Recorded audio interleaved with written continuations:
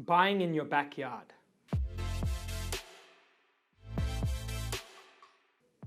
I asked a question of, how many times have you gone and visited the property that you own in a location near you? Now look, the sample size was quite small, but I asked about 20 different property investors we've supported who own homes in the location that they live in, right? They might be nearing suburbs, the same suburb or particular areas. And when I asked them that question, it was less than one time a year.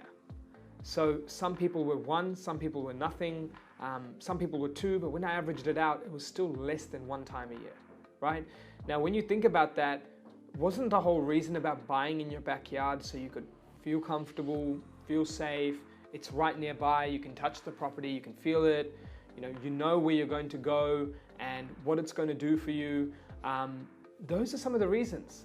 But then when you actually own it, they just go out the room and you're not really doing it for those reasons because you're not going to visit it, you're not inspecting it, you hire a property manager.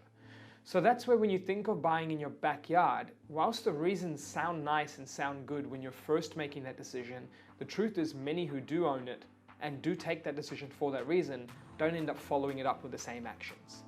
Now there are some people who self-property manage and for them it might be a different story.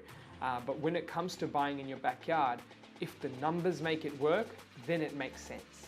But if the numbers don't make it work, don't feel that there's a competitive advantage of doing it because I've seen many property investors and they still don't visit their properties or don't check it out or don't put in the time, even though that was their whole intention of, look, if something happens, I'm here. Well, last time I checked with many of these investors, when something happened, they called the property manager, they spoke to them and they said, sure, or maybe they called the tradesman. Same thing is basically could happen interstate. So when you're thinking of investing, buying in your backyard is a term many people think before it happens, these are all these benefits they're going to get from it. But sometimes when they make that decision, they don't really end up chasing or getting those benefits that they thought they had. And it could have been for many reasons.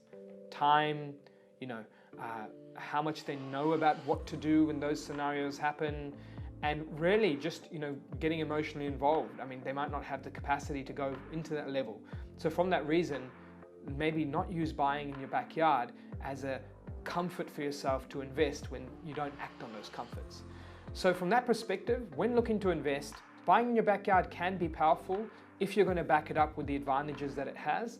And of course, the main reason is if it's an investable location showing results or signals for results now. Now, from that angle, that does mean you should really start to consider buying in your backyard as well as interstate and maybe even across countries.